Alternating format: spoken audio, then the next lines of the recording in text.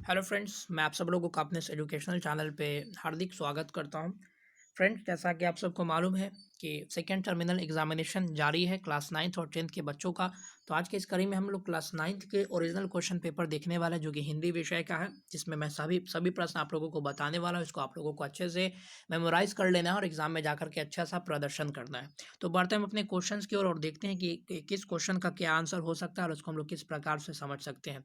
सबसे पहला क्वेश्चन है, लालपान की बेगम किस कोठी की कहानी है? तो ये आंचलिक कहानी यानी ऑप्शन नंबर ए जो है इसका राइट आंसर है।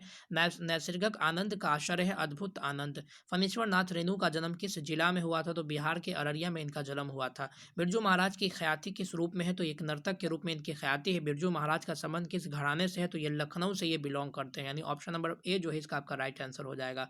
बढ़ते हैं अपने अगले क्वेश्चन की ओर। तो मुंशी जी के पास उसके भाई की आखिरी निशानी क्या बची थी? तो ऑप्शन नंबर डी जो है इसका राइट आंसर था, घोड़ी।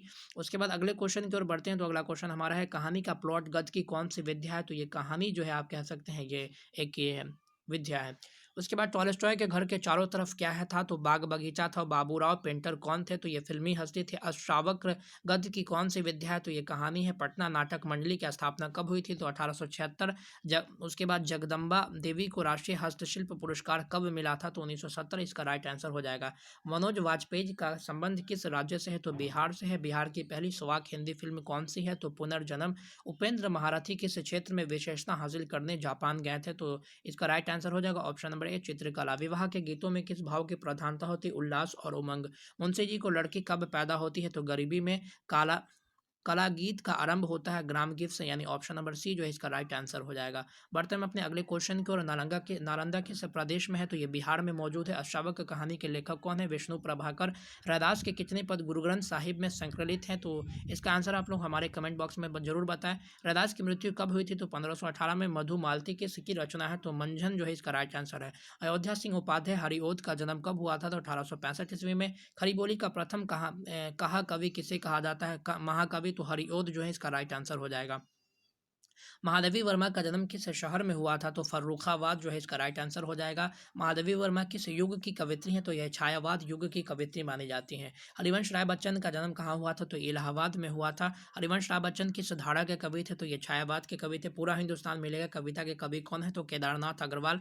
आ रही है रवि की सवारी कविता के कवि कौन है? तो हरिवंश राय बच्चन, यानी ऑप्शन नंबर बी जो है इसका राइट आंसर है। मैं नीर भरी दुख की बदली कविता के कवि कौन है? तो इसका आपका राइट आंसर हो जाएगा महादेवी वर्मा। उसके बाद आदि कवि किसे कहा जाता है? तो वाल्मीकि को आदि कवि कहा जाता है। महादेवी वर्मा के आधुनिक युग का क्या कहा जाता है? तो इनको मीरा भी कहा जाता है। आ रही है रवि की सवारी किस ग्रंथ से संकलित है? तो यह मधुबाला से संकलित है। सुरेंद्र में किन वर्णों का संधि हुआ है? तो अज और अ का यहाँ पर संधि ई जो अज और ई का संधि यहाँ पर देखने को मिला है। सुरेंद्र में कितने वर्णों की संधि हुई है? तो गंगा जल में कौन सा समास है? तो गंगा जल में तत्पुरुष समास है, यानी प्रथम पद इसका प्रधान है। बात करते हैं गुरु का विलोम क्या होगा? तो गुरु का जो है वो विलोम लघु होगा, है ना, छोटा।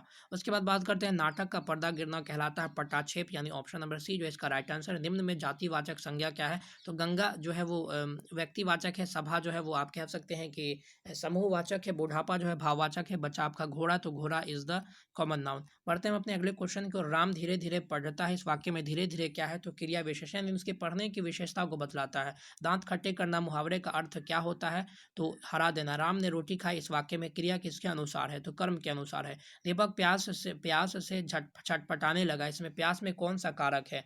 तो प्यास जो है आप कह सकते हैं कि किसी किसी वजह से अगर कोई चीज़ होता है तो आप कह सकते हैं कि यहाँ पर जो है वो करण कारक है। नायक शब्द का स्त्रीलिंग कौन सा होगा? तो नायिका। पवन का सही संजय विच्छेद होगा पोज और अन। प्रकृति शब्द में कौन सा उपसर्ग है? तो प्रकृति शब्द में प्र जो है उपसर्ग है। पावक शब्द में प्रयुक्त प्रत्यय है अक। बादल शब्द का तत्सम रूप होगा मेघ। उसका कोट पुराना था, इस वाक्य में पुराना क्या है? विशेषण। भारत की पहली फिल्म कौन सी थी? तो भक्त पुंडलीक जो है भारत की पहली फिल्म मानी जाती है। टॉलस्टॉय के घर को किसने म्यूजियम बना दिया था? तो सरकार ने। फणीश्वर नाथ रेणु का जन्म किस जिले में हुआ था? तो अररिया में। जंगी की पतोहू का गौना कितने माह में हुआ था? तो 2 महीने में। बिस्मिल्लाह खान कौन सा वाद्य बजाते थे? तो वो शहनाई वादक थे, यानी शहनाई बजाते थे। बिरजू महाराज को संगीत नाटक अकादमी पुरस्कार किस उम्र में मिला था? तो 37 की आयु में उनको यह मिला था। खरी बोली का प्रथम प्रथम महाकवि किसे कहा जाता है? तो हरिऔध को। मधुमालती का रचना कब हुआ था? तो 1545 में ईस्वी में। आश्रय का विशेषण क्या होगा? आश्रित। निम्न में अनिश्चयवाचक सर्वनाम कौन सा है? तो कुछ जो है इसका आपका राइट आंसर हो जाएगा। तो फ्रेंड्स ये था आपके सामने ऑब्जेक्टिव क्वेश्चंस क्लास 9th का। तो अभी इसके सब्जेक्टिव बाकी है, अगर आप लोग इस वीडियो को लाइक और शेयर करते हैं तो इसका सब्जेक्टिव भी प्रोवाइड करवा दिया जाएगा। साथ ही साथ जो क्वेश्चंस और बचते हैं और परीक्षा के, वो भी आप लोगों को समय रहते प्रोवाइड करवा दिए जाएंगे। तो चैनल से जुड़े रहिए। मिलते हैं अगले वीडियोज़ में, तब तक के लिए धन्यवाद। God bless you all.